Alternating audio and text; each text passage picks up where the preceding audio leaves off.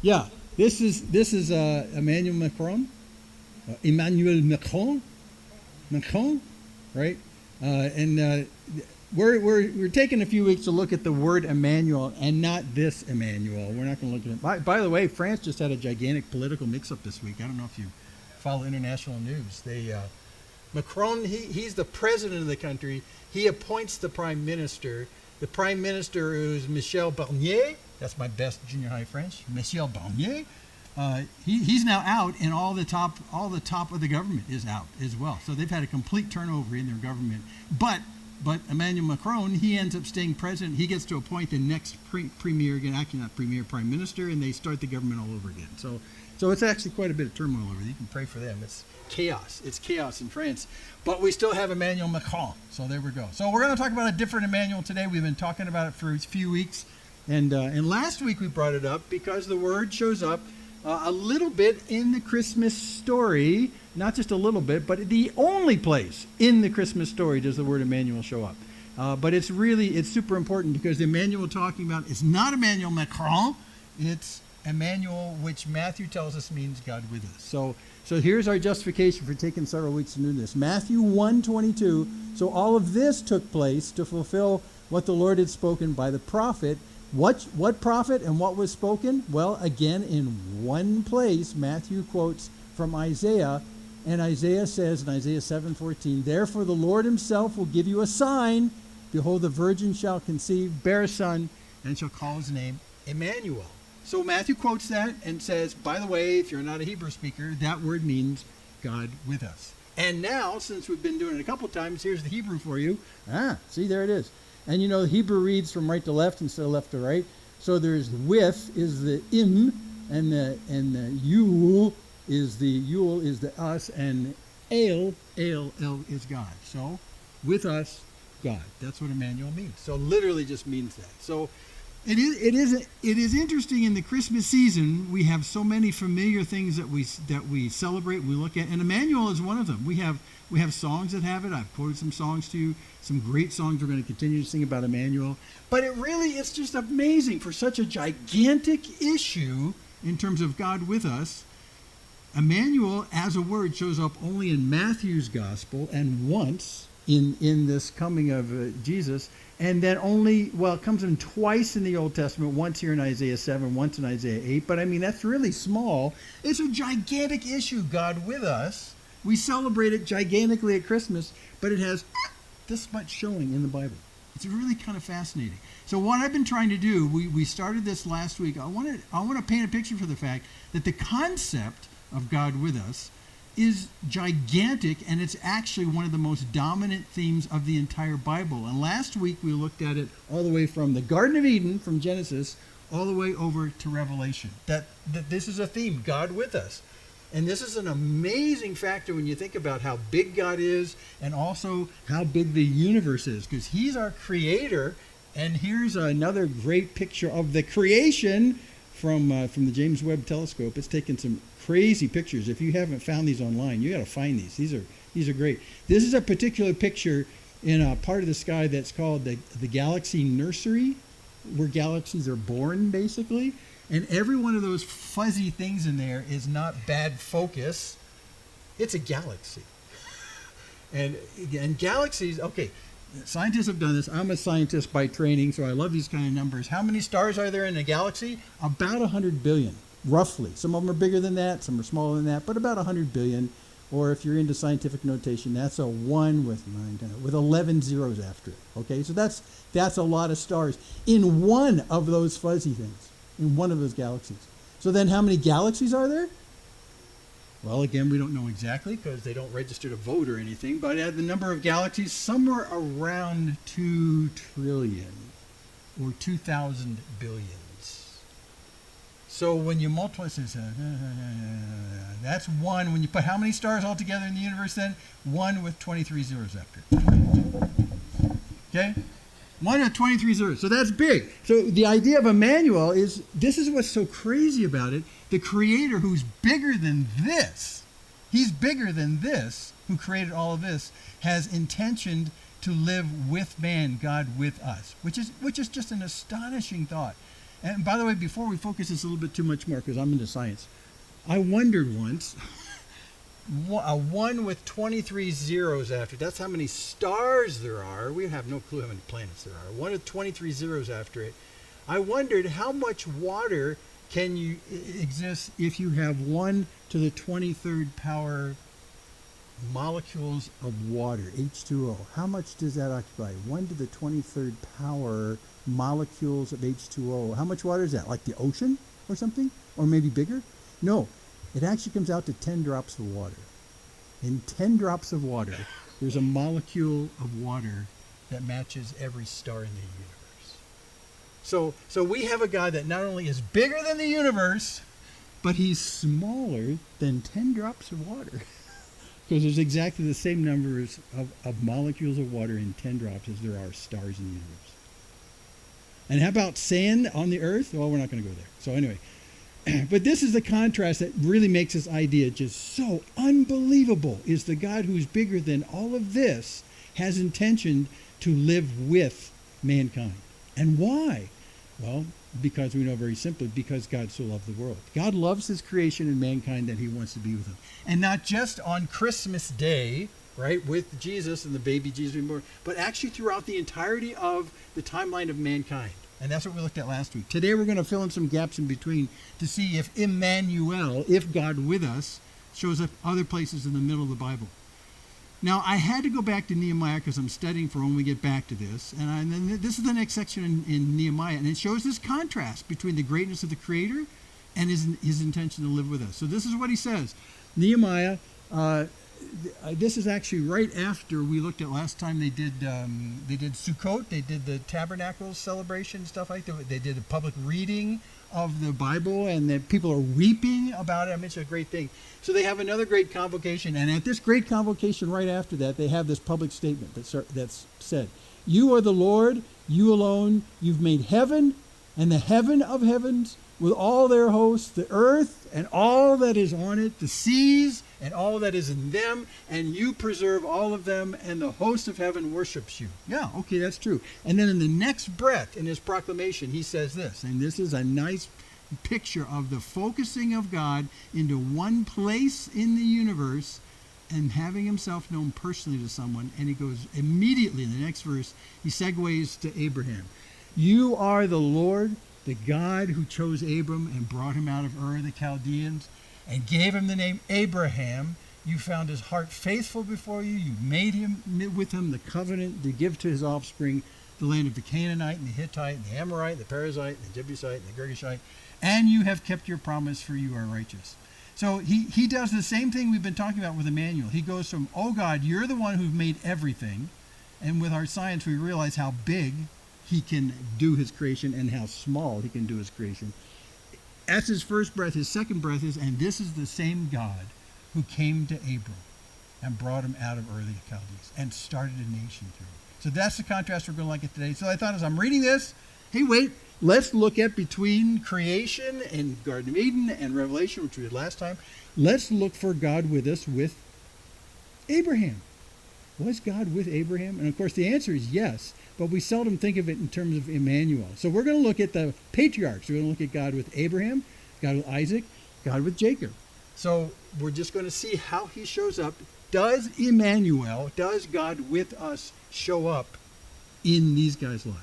So I just took some snapshots out of their lives, and we're going to see where God is present in their lives. Because Nehemiah read that this God who made the universe also is the God who individually and personally drew Abraham out of Ur of the Chaldees and made for him a nation and made promises to him. So let's just start with Abraham.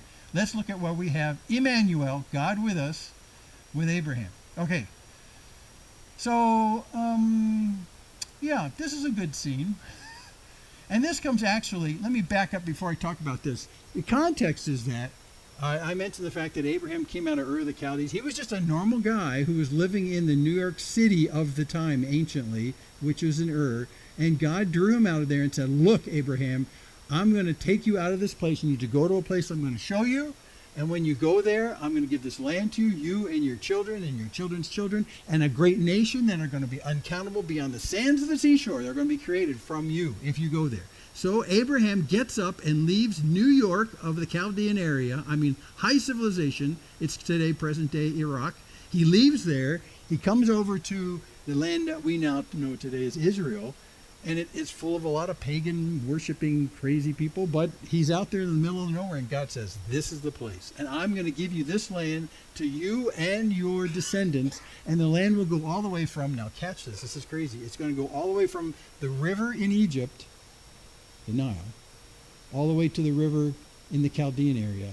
That's the Tigris Euphrates. I'm giving this to your descendants. Well, the amazing thing about Abraham is that he actually follows God's call and leaves home and goes to a total crazy, strange place based only on the promise of God. And he goes, lives in tents, and stays there. So this is a scene that happens after he's moved there. Okay, Genesis 18.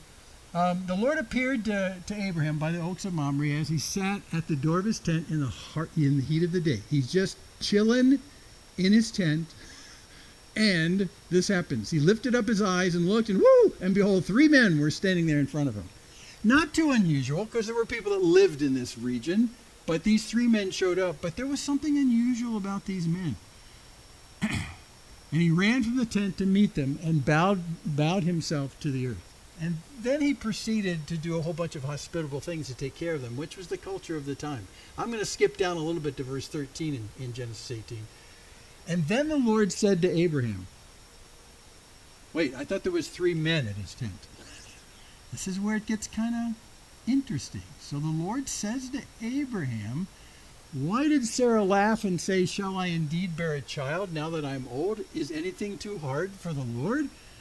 At the appointed time, I will return to you about this time next year, and Sarah shall have a son. So if you're not familiar with the timeline with Abraham, he's already had a visit with God himself and promised that this baby would come. But this is a return visit from God. These 3 men, and God is there speaking with Abraham face to face. Well, is it the 3 men or is it God? Well, yes. But there's more to it. It's an interesting kind of thing. Are we saying then, like we talked about Emmanuel, is God with us? Is God one of these men? Is God all of these 3 men? Is God something separate than these 3 men? But clearly, when you read Genesis 18, and I would encourage you to do that, it clearly, these are not just 3 strangers. These are some kind of, and Abraham recognizes, some kind of emissary presence of God himself, but in the shape of men. And isn't Jesus, Emmanuel, God with us, that? So we have this kind of Emmanuel event going on right here. And he says, actually, I'm going to come back in a year from now, and you will have this baby. Isaac, you'll have this baby. Which both Abraham and Sarah laughed about when the emissaries told them that the first time. Sure. Well, this trip actually is for another reason, this particular trip. Then the Lord said, because the outcry against Sodom and Gomorrah is great and their sin is very grave, I will go down to see whether they've done altogether according to the outcry that has come to me. So this visit right here is not only about Sarah and her having a baby, but also about the fact that God's going to bring judgment to Sodom and Gomorrah. And he's stopping in Abraham's tent first before he does this. These 3 men, and God said to me, he says. So what he says right here, the Lord says, look, I'm here kind of on a visit to Sodom and Gomorrah, because I've heard about how bad things are there. Of course, God's omniscient. He doesn't have to just hear about it. He knows what's going on. But he says, I'm coming here in order to substantiate the claims of what I hear about how bad it is there. And then he says right after that, this outcry, he says, and if it's not like this, I'll know. So his point to Abraham is, I'm coming to bring judgment, and I'm actually going to do a guest appearance at Sodom and Gomorrah, and I'm going to validate the outcries that I'm hearing from the people who are being done injustice to. I'm going to go check it out, and I'm going to see. And if it's not like what I hear, I'll know, because I'm going right now. Well, he stops at Abraham's tent, and not only the part about Isaac being born a year from now and all that kind of stuff, but now God is at his tent saying, I'm gonna do something about judging Sodom and Gomorrah. Actually, as they go on their way to go down to Sodom and Gomorrah, because that's down from where Abraham is, Abraham shows them the way kind of to the precipice where they can look out over it. And then an interesting discussion happens where he bargains for the people in Sodom and Gomorrah. He says, well, wait a second, what if 50 people are innocent? Are you still going to destroy all of Sodom and Gomorrah? You remember the story? This happens right here. You're going to destroy them for that? So Abraham has this bargaining discussion with God himself, with God with him. Has this bargaining discussion. 50? Well, no, I won't destroy 50. How about, what if 5 of those 50 are bad? 45, you still going to do it? No, I won't do it for. How about 40? You going to kill them for? No. How about 30? 30, 20, 10. He's bargaining with God face to face. God with him. He's bargaining. Are you going to kill all of Sodom and Gomorrah if there's even 10 righteous people? God says no, but there's not 10. Well, this phrase right here is for him to actually be able to convince Abraham, I'm here on a special envoy visit to check it out, to see how bad it is. And if it's not as I've heard, I'll know, because I'm going to make a visit. But in the process, we have a God with us moment with Abraham. The 3 men, God himself. And before we leave this scene, there's a funny kind of phrase that comes up in just a second as we're doing all this. It's really a great section in the life of Abraham. So I recommend, go read Genesis 18. Look what happens after this, after the bargaining. So the men turned from there and went toward Sodom, but Abraham still stood before the Lord. So did Abraham go with them?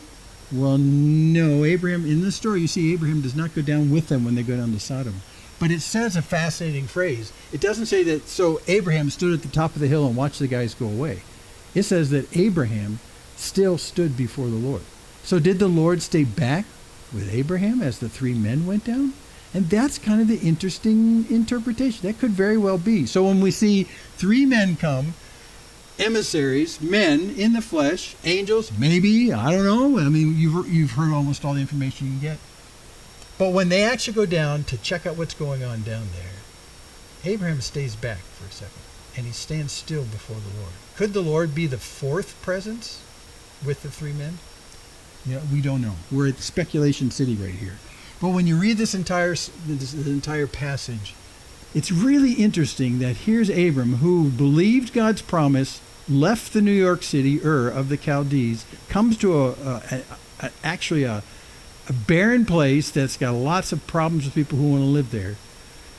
And then Sodom and Gomorrah happens because there's so much wickedness. And God is having personal conversations with Abraham. Now, I would call that an Emmanuel moment because God is with him.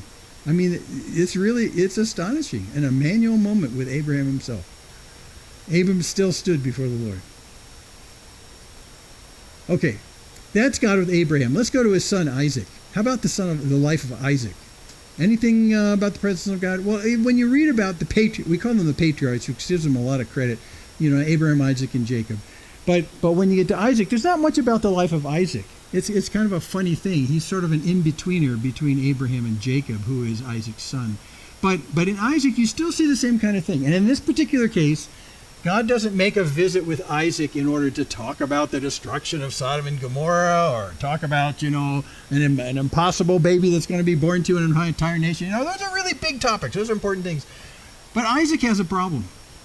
Isaac is living in this relatively destitute place among pagans, really, nasty, nasty, evil pagans. And now he comes of age and he needs a wife. So how are you supposed to get a wife there? Well, Abraham's quite insistent. I do not want you marrying these people that are here because they're pagans. They do weird stuff. I want you to go find a daughter of maybe some of my relatives back where we came from. They're kind of safe in the family. Marry someone in the family. And so he gives his job to a servant of his. Abraham gives his job to a servant and says to a servant, you need to find a wife for my son Isaac. You need to go back to where my family is. And when you go back to my family, then, find a wife and bring her back here. Well, the servant who's a smart guy, I'm summarizing a lot of Bible here. The servant who's a smart guy says, okay, wait, how am I supposed to know who this woman is? I'm just going to march into there and say, I'm looking for a woman. Anyone want to come with me? And there's no dating. If the woman say, well, what do you like? Well, I didn't bring him with me. Why didn't you bring him with me? Well, because his father Abraham said I couldn't bring him with me. That's in the text. Don't take Isaac there. Well, I don't understand that. Why wouldn't you want to take him there if he's a good-looking guy and he's, I need someone to marry this guy, and all the women go, yeah, it's me. So he doesn't go on the trip. Just the servant does. So the servant says, how am I supposed to sell this to the women that are there? Well, that's the problem. So Abraham sends him, gives him 10 camels. That's specific. And the servant goes off back to what is the present-day Chaldea, it's present-day Iraq, back to the family of Abraham, and he's shopping for a wife for Isaac. What? This isn't going to work. How are you going to attract anyone, and why would they ever want to come with you? And this is just the craziest thing ever. God with us. So that's where we pick up the story. How are we going to find a wife? This is impossible. Another picture from James Tissot, one of our favorite guys. And here's the narrative that comes up. We're going to start, I summarized a lot of before Genesis 24, but here we go, Genesis 24:42. So this is the servant down here speaking. I came today to the spring, and I said, O Lord, the God of my master Abraham, if now you are prospering the way that I go, like you're going to make this a successful trip, we're going to come back home with a woman. Behold, I'm standing by a spring of water. Okay. Now, what we find out in the story is that the women came late in the day because, the sun's going down, and that's when they would get their water. So he says, I'm at this spring, and there's a lot of women here because they're getting water for their households. So I'm at this spring of water. So how am I supposed to figure out which one of these is going to be the wife of Isaac? So he proposes. So let the virgin who comes out to draw water, to whom I shall say, please give me a little water from your jar to drink. And the one who says to me, drink, and I will draw for your camels also. Let her be the woman whom the Lord has appointed for my master's son. So this is how he figures it out. There's a lot of women coming for water. He says, I'll ask one of them for water, and if her response is, over my dead body, no. If her response is, okay, here's your water, and oh, by the way, I'll water your camels. How many camels? 10. 10. That's a lot of water. So if she offers to water all my camels, then hey, she's the one. So God, here's my deal. If that happens, could this ever happen? In a million years, never. Well, it does. So before I had finished speaking in my heart, behold, Rebekah came out. I'm skipping a little bit. And I said to her, please let me drink. Okay, here's the proposal. And she quickly let down her jar from her shoulder. Bad picture. Let her jar down from her shoulder and said, drink, and I'll give your camels drink also. So I drank, and she gave the camels drink also. Boom! The woman. Now the rest of the story right here is the negotiations with her family about convincing her to come back out into the nowhere land to marry Isaac. I mean, you can read that. It's a great story. But here's a very clear example where the servant of Abraham was checking out for a wife for Isaac. Says, God, here's the impossible deal. It's like Gideon's fleece in a way. How am I supposed to convince this woman to come back? How am I even supposed to know who she is? And he makes a deal and says, of all these women that are here, she waters my camels. She's the woman. I'll pursue her. I'll go to her dad. I'll go to her brother, Laban, who shows up later in the story. I mean, I'll do all this kind of stuff. So here, I said the life of Isaac is kind of thin in terms of its narrative. There's not much there. There's a little bit there. But here we have a fascinating deal where clearly God is present in the selection of Isaac's wife, Rebekah. And it's a very important selection, which you'll see later when the kids start coming or not coming in the whole process. So here's God with Isaac and in the selection of a wife. And by the way, before we leave that, I'll mention one of the most impossible things for most people, even in our age, is how am I supposed to find someone to marry? How am I supposed to find a spouse? How am I supposed to find a wife or a husband? And God, how can you help me find the right person who you want me to marry? Because this will change the course of both of our lives.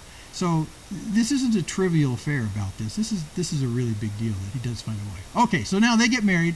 They have a couple of kids, Jacob and Esau. I love this picture that Tissot does of Jacob.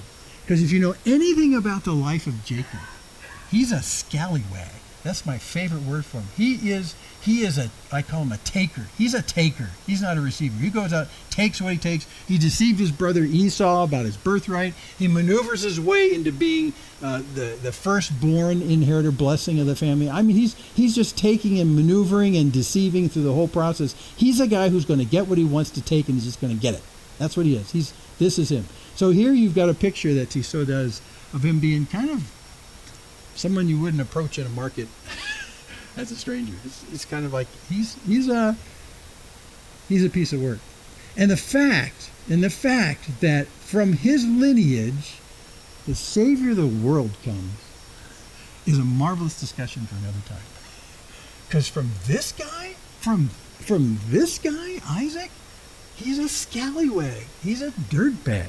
He's a sleaze. I mean, he is not your, what do you want to put it? He's not your model candidate for someone from whom the nation of Israel is going to come, and then the Messiah, and then salvation for the world. Not from him. From him? From him? Anyway, was God with Jacob? Yeah. Now you know a little bit of the history of Jacob, and I'm going to summarize it for you here. Jacob and Esau, they're fraternal twins. They're born almost at the same time, but Esau is just a little bit sooner. Even though Jacob himself in the womb is trying to grab his ankle and trying to pull him back. It's an interesting picture of Jacob's tendency to take what he wants while he's still being born. That's his tendency. And so Jacob actually means that very thing, that he's a scallywag. Okay? Well, Jacob and Esau are born, and I mentioned already that in the process that Jacob taking what he wants to take from the family as well as from the promise that's coming down through Abraham, Jacob decides through deception to put himself in the place of the firstborn. And by doing so, he does great harm to his brother Esau. Great harm. I mean, Esau is just ticked. Well, now Esau did sell his birthright for some good-looking soup. So it's partly his fault. But in the story, what you have these two fraternal twins who basically go two different directions. Esau goes off into the wilderness in the east, and the areas we call Edom because it means red, and because red is identified with Esau. And then you have Jacob, who stays in the Promised Land area, and through him actually the nation of Israel comes. But you have this split. So just before the passage we're going to look at in a second, it turns out later in life, not old, Jacob isn't old, but he's mature, and they've both made their own lives in their two separate places. And Jacob, even though his blood is scallywag and dirtbag, he has this sense, as God has changed him, as he's raised his family, he's changed him until Jacob finally realizes, man, what I did to my brother was really bad. It was really bad. And I prospered here in this land, and even Jacob says to God, and God, you're the one who's prospered me. I have been a taker my entire life and used deception, but God, now I realize that what I have in my families and the wealth I have has come from you. So he gets to this point where he realizes that God is the one who's brought him prosperity. Not himself, not the selfish taking Jacob, but God himself. And then he realizes, you know what? I need to square things with Esau, my brother, who's off in the east. So he makes a plan, and we're going to dive into that plan in a second here. But he makes this plan and decides to put together his families and his servants and his wealth, and in a gigantic caravan come into the edge of Esau's land. And in that process then with this caravan, leading with all these gifts, hoping these gifts make some kind of amends about the pain of the past, he sends the gifts forward, he sends his family forward.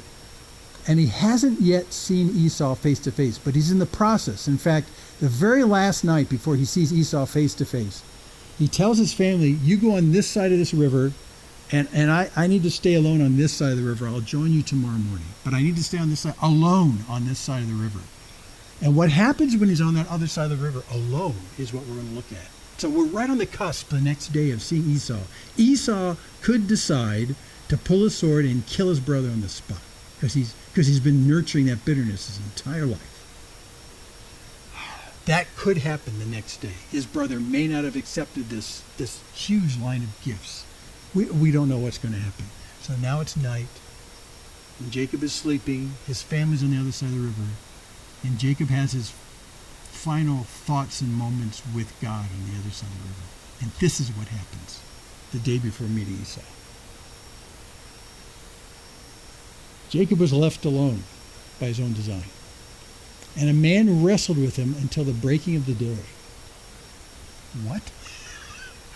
A flesh man, flesh and blood. He wrestles with him all night. Well, this is more like the old Jacob that we know, because he always imposed himself forcefully on people to take what he wanted to take and deceive. Now the night before he's going to meet with his brother Esau, he's wrestling with someone at night. What? Is he wrestling with a spy from his brother Esau? No, that would be a good guess if you're writing a novel. Well, let's look at who this guy is. Well, as I skipped to verse 25, when the man saw that he did not prevail against Jacob, he touched his hip socket, and Jacob's hip was put out of joint as he wrestled with him. So we have this wrestling match going on, and it seems evenly matched. It always raises in my mind a question. If you could have had an arm wrestling meet with Jesus, would Jesus always win?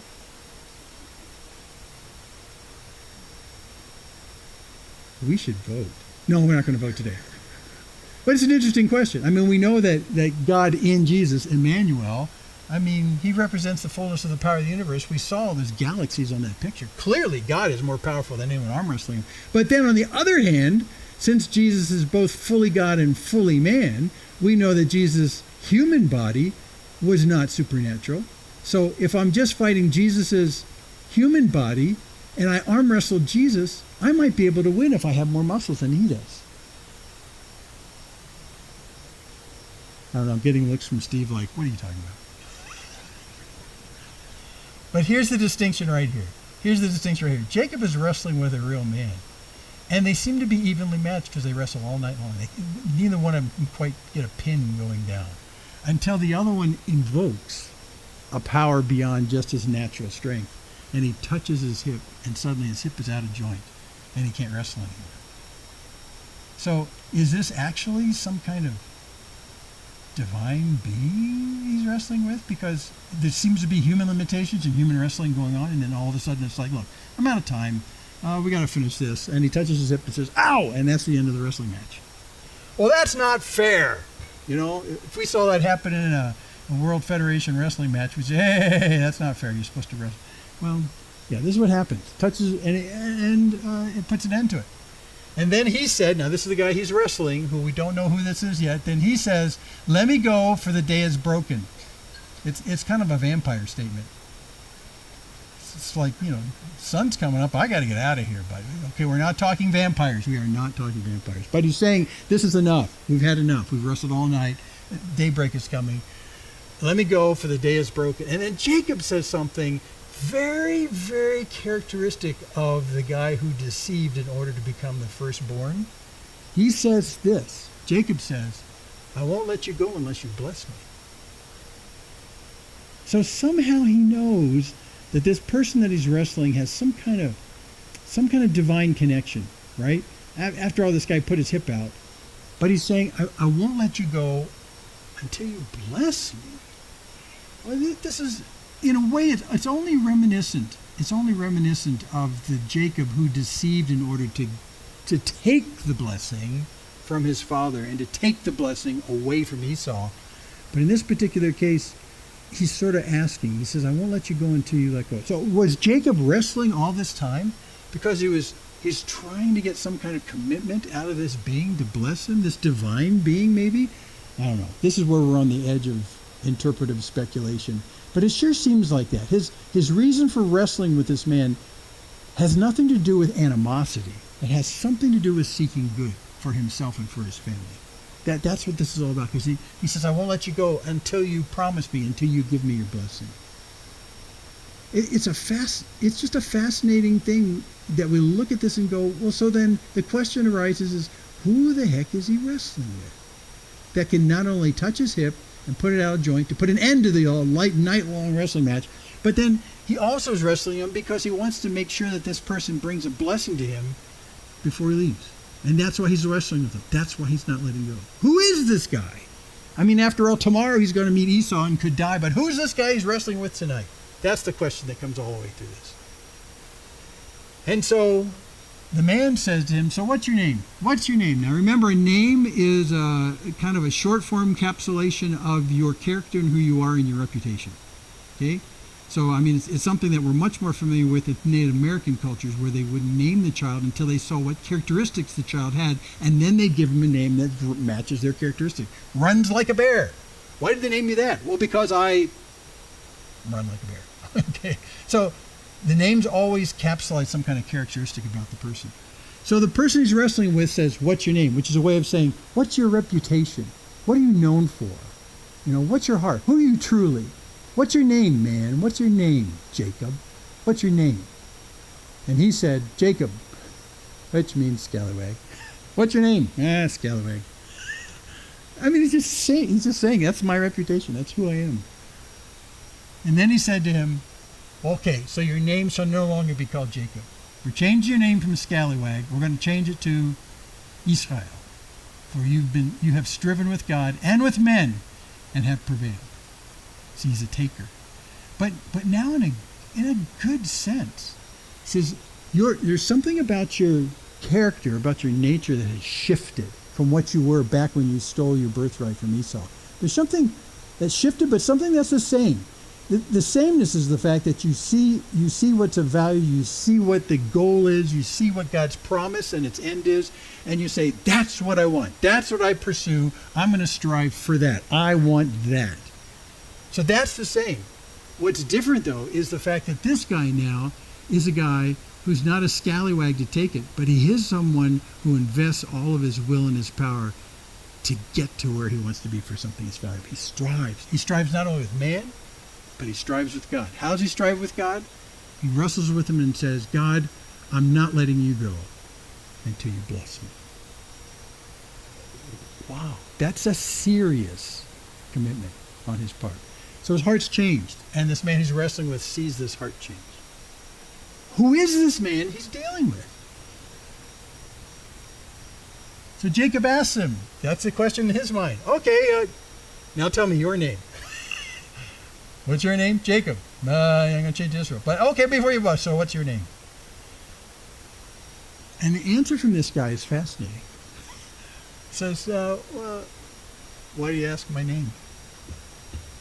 Isn't it a weird response? But you know what? That actually means rhetorically that Jacob knows who this is.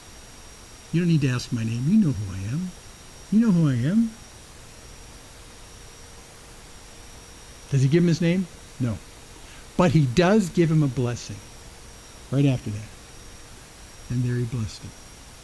So Jacob knows who this is. This is God in the flesh.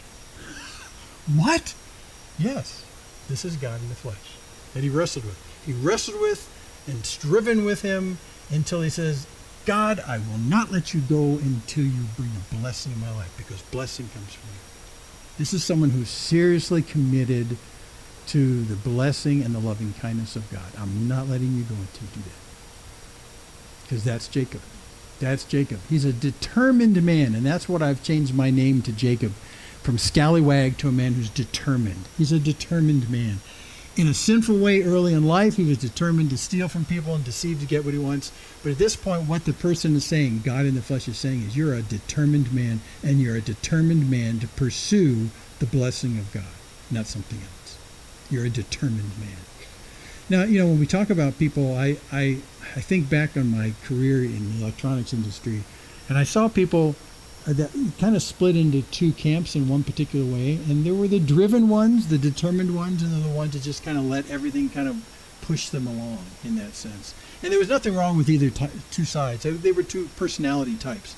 But there were some people who were just very determined. Now, whether it was selfish, then it became stupid, their ambitions that came without determination. But there were people who were just determined to do the right thing and to do things well, and you know, they were just, this determination echoed a certain kind of resolve in their hearts to do something that was important. For the ones who were selfish, determined to serve themselves. But there was this determination. And that determination I always respected. I always liked that in people, because it was people who said, I know what's important, I know what's of value, I know what the goals are, I'm determined, I am committed to that. And so that's what you see right here with Jacob. He is a determined man who is going to pursue the blessing of God. And how? Well, in this case, by wrestling with God himself. Wrestling with God himself. And then in the end, he's blessed. That's a clear Emmanuel moment in the Old Testament. I mean, just really clear. God with us. God with us.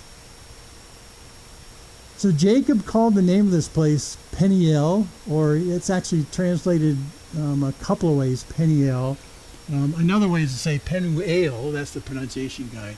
But the pen means face, like face to face. And the El is God, so face to face with God. So he called that place where he wrestled face to face with God. So even Jacob says, the guy he was wrestling with, this man in the flesh who was evenly physically matched until he touched his hip and put his hip out of joint, what is God? What? And then his statement after this is amazing. He named that place Penuel, for I've seen God face to face, and yet my life has been delivered. You know, what he's quoting is the fact in the Old Testament that because of our sins, no one can be face to face with God and live. Because the whole picture of being face to face is you being face to face with a judge, right? So you go down Main Street at 75 miles an hour, and a policeman arrests you, and they set a court date for you, and then eventually you know that you're going to have to go into court, and you're going to have to be face to face with the judge, right? So that face to face idea is this accountability, inescapability. I'm there. So from the Old Testament, you never wanted to be face to face with the judge, the creator, because he's perfect and holy and sinless, and you as a rebellious creation have stiff-armed him and run away and said bad things about him, and you don't want to have anything to do with your creator. You don't want to be face-to-face with God. So that was the idea in the Old Testament. You can't be face-to-face. However, there's some interesting exceptions, like here, or like Jesus himself. People were face-to-face with Jesus, and he's God in the flesh, and they didn't die. In fact, the opposite happened. So, but it's the idea of being accountable for your sins. That's the idea of face-to-face. So Jacob is here saying, I wrestled all night. He finally won over because unfair advantage. He's God. And he touched my hip. And he renamed me. He saw something changed in my heart since the time I was named way back when I was a baby. He's seen something change in me. But the amazing thing is, I suddenly realized this is God himself, and I've been face to face with him all night long, and I have been delivered. My life is there. Yes, Steve. Oh, Bethel, right?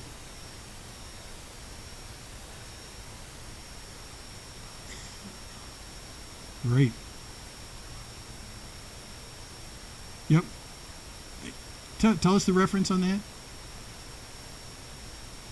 28. Yeah, 28. Yeah, so the summary statement about Jacob is, for all the scallywag nature that his heart started with, God did something with him over time that changed him. He was still a very determined man in so many ways, but he was softened in his determination and willing to look to God and say, God, I want to pursue your promises and your blessing and nothing else. And he would not let God go until he did that. That's just an amazing thing. God with us? Absolutely. Absolutely. God with us. I can't remember where I go from here. Okay, let me go back. Okay. So the deal right here is the fact that Jacob himself is a determined man who's determined to seek out the blessing and the loving kindness of God. That's a good thing. But in the process, he had to wrestle with him all night to realize that where his life is going to come from is God himself and nothing else. Now, why did this precede the day before, the night before he does his face-to-face with Esau after decades of separation and bitterness? Why did that happen before that? And I'm not going to answer that for you, because you're going to think about that over lunch today. Why would this be the event? As everything is staged, as all the caravans of presents have gone to Esau ahead of him, everything's ready to go, and the next day, everything about Jacob's determination to seek a reconciliation with his brother Esau. Why this? Why this? The timing is critical. I'll ask you next week and see what you come up with. There's a lot of speculation on it, but the timing is perfect. The gifts have gone, the communication has gone to Esau. He goes across the river, Jacob, spends the night wrestling with God, gets renamed Israel, and then the next day he meets Esau. And you know what happens when he meets Esau? You'll have to read that for yourself. Okay, so we have the God of Abraham, Isaac, and Jacob. Now you might be, I said between the bookends of the Garden of Eden and Revelation, we're talking about God with us in the cool of the day in the Garden of Eden, and also in Revelation, in the Tree of Life. God with us at the beginning and the end, God with us in the middle. And here's a case with the patriarchs. Now, many times, as you read the Old Testament, especially the patriarchs, they sound very important. Abraham, Isaac, and Jacob, they sound very important. But that's for them and their patriarchs. They're special with God, right? I mean, they're guys who have a particular plan in mind from God to create the nation of Israel, and through the nation of Israel, salvation of mankind. God even said to Abraham, through you, all the nations will be blessed. All the nations. And he's investing that plan in these guys? In these guys? So they might have Emmanuel with them. They might have a special God presence with them, but not with us. No, that's not with us. None of us are patriarchs. At least I'm not yet. But it seems like a privileged position. So many times at this point when you're reading the Old Testament, you're tempted to think this has nothing to do with me. However, it has everything to do with you. And that's where, as we push forward in the chronology past the patriarchs and into Moses and in the Exodus, and then even in the first century of the birth of Jesus, this has everything to do with you. Because from the beginning to the end of time, God, our Creator, has always been interested in being with us. So this is the point I want to make, is that you and I can expect Emmanuel with us now. It doesn't just happen on December 25th, but now. And let me give you an example. You take Abraham. We look at the top of the screen. Abraham was looking into the future of a very scary future where gigantic changes were going to happen in his life. He's moving from New York City in Chaldea, from Ur, going to a wilderness based only on the promises of God. Just on no other assurances, just the promises of God, and a God who met with him and assured him and said, "This is the plan. I'm going to take you there." It's incredible. Now, do we face gigantic changes in life where there's just like overwhelmingly heart-stopping uncertainty on the other side of that choice? There is. I mean, many times in our lives we get to this point where we get to these crossroads and this decision is laying in front of you, and you have enough brain to know that if I make this decision wrong, the outcome could be catastrophic. Should I move from here to there? Should I do anything, really? I mean, how do I determine my life if I make this choice wrong, because I know that at the end of my life, where I end up is the sum total of these choices, and some of them are huge, and I can tell they're huge when I'm getting ready to make them. How am I going to make this choice well so that on the other side of the uncertainty, I know that there is certainty with God? And the answer is God with us, as it was with Abraham. And even as God is cleansing the land that his people are going to eventually inhabit as his descendants, as he comes to Sodom and Gomorrah, and he's cleansing the place, God's in the process of being with us in the midst of all the calamities and threats that we go to in that uncertainty as well. So as much as God was with Abraham, Emmanuel with Abraham, in the midst of gigantic life changes, he's with us as well. Emmanuel is something that's not just about Christmas, it's about tomorrow with us. Big life changes. Or you take someone like Isaac. I mean, Isaac needed a wife. And here's an impossibility. I mean, how are you supposed to find a wife when the only people that you see in your area are pagan Canaanites? How are you supposed to find a wife? And you don't have the internet. God with us. Again, it's a gigantic choice. And if you're younger and you're looking forward in maybe 4 or 5 years and getting married, or 6 or 10 years, I don't know, you understand, based on the people who've come before you, who have married, that if you make this choice poorly, life could be poor. I mean, it's a real risk. So how are you supposed to do this well? How are you supposed to look at that kind of a gigantic change in the forward looking of your life and make sure that the choice is good? Emmanuel, God with us. That's what you do.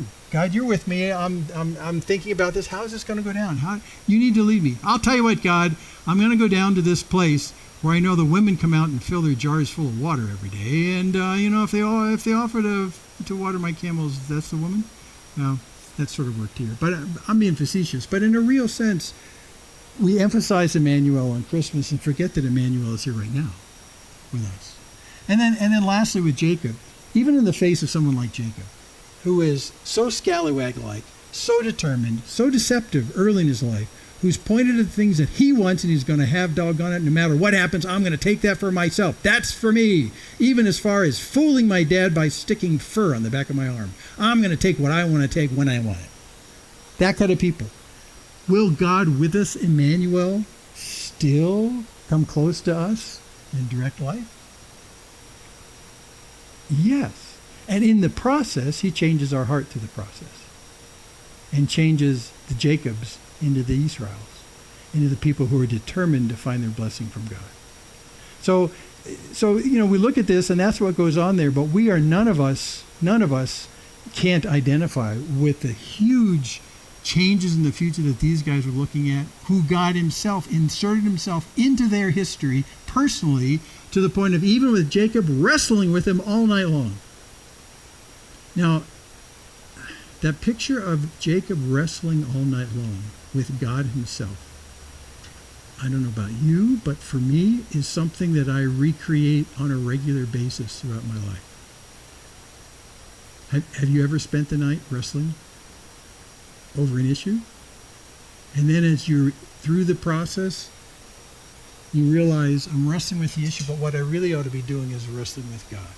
I really need to say, God, you and you alone are the solution to this problem. And from that point on, you wrestle with God all night. Not trying to take from him, but by saying, God, I'm not going to let you go tonight until you bless me in this. I mean, that is like a real thing that happens in my life and probably yours. And I can claim that because I know that God is with me. God is with us. Emmanuel. So in the midst of all these kind of huge life changes that these three guys epitomized, we have that same experience in our lives. So I guess if I don't get any other point across in the next couple of weeks, I want to get this point across. Emmanuel isn't just December 25th. Emmanuel is tomorrow in your life as you wrestle with the difficulties of life. Because there's a God who created the universe, and there's that picture behind me of those galaxies. Trillions of stars. A God that big who has focused himself down to such a point that he wants to be with his creation, you. He wants to be with you. And he wants to walk with you through life. And sometimes it'll take wrestling at night. Sometimes it'll just be someone looking for someone to water your camels. But he has focused himself down because he loves you so tremendously that he wants to walk with you through life. God with us, Emmanuel, is a theme of the entire Bible from Genesis to Revelation. It's actually one of the three top themes in the entire Bible. We live in a universe that's fantastic to every degree. And the God who's bigger than all of that says, I want to be with you. And that message should blow your mind on a daily basis. And he's true to that. Remember when they crossed the promised land? I'll never leave you nor forsake you. And that's the God that we have. And that's the God that these guys were discovering. And that's the God that Jacob finally found out about in the midst of his determination for life. And one silly picture, as we get rid of those guys. My favorite guy, Reverend Fun. Coming soon to a plant near you. Now he's talking about God Emmanuel coming back, Jesus coming back the second time. But he never really left. In a certain sense, he never really left. But there is something special. I don't want to make this too small, but there is something special about God coming in the flesh of a baby and then becoming the Jesus we know about in the New Testament. And then also the Jesus that will return the second coming. There's something still incredibly distinctive beyond all the cases we talk about Emmanuel throughout the thread of the entirety of mankind, with him coming as a baby and then being crucified, and then coming back again. And we'll get to that in the next couple of weeks because, hey, Christmas is coming. But Christmas should be a reminder of the fact that God, true to his nature and true to his self, his heart, wants to be with his creation, wants to be with you, and he's waiting for you. So one aspect we're going to talk about is the fact that Emmanuel is always with us. God is always with us in that sense. He hasn't abandoned us in any sense. But why isn't he more overt in his presence with us? I mean, why doesn't he show up as a glowing being at the end of my bed? Or why doesn't he show up with me as someone to wrestle with at night over my issues? I mean, why does he seem so cagey? Why is God so cagey if he's actually here all the time? And we'll talk about that in the next couple of weeks. Because there's a brilliance, there's a genius on God's part about why he doesn't intrude in our lives, even though Emmanuel is with us. So we'll talk about that then. Okay, we're going to sing this last song because right here, and I'll praise you, I'll sing of love come down. That's Emmanuel. I'll sing of love come down. And as you show your face, we'll see your glory here. So let's tie directly into what we're talking about today. This is the God who loves us and wants to walk through life with us and bless us with his presence. So, Father, thanks for your word today. We thank you that you indeed are a God who is not distant and uncaring, but you're a God who's near and delighted to be found by us so that we can share life with you. And, Father, I pray for those of us who are looking forward to gigantic life changes like Abraham did, like Isaac did, like Jacob did, that as we look forward to those things, that we would embrace you, the God who is near, the God who's with us. And that in doing so, we would allow you to walk in our shoes and to walk in our hearts. And in order for you to bless us as we move forward and to find rest and assurance in the sovereignty of your hand, in your love for us as we work forward. So thank you that you are a God who's near and you're a God who's with us. I can't imagine life in any other way. So thanks for these passages in Jesus' name. Amen.